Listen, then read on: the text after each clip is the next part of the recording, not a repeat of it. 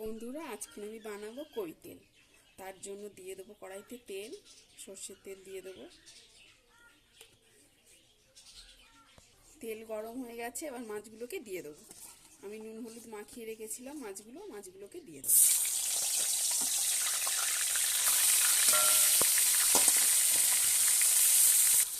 মাছ আমার ভাজা হয়ে গেছে, এবার এগুলোকে তুলে নেব।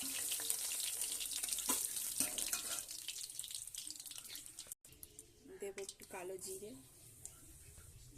পেঁয়াজ,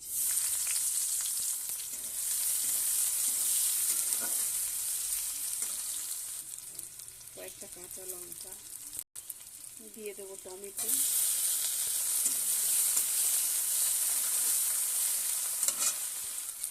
নুন, হলুদ, জিরের গুঁড়ো, ধনের গুঁড়ো,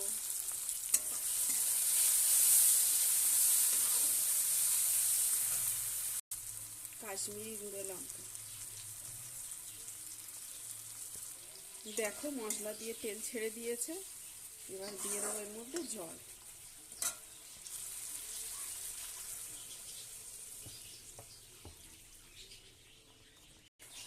এবারে ভেজে রাখা মাছগুলোকে দিয়ে দেবো।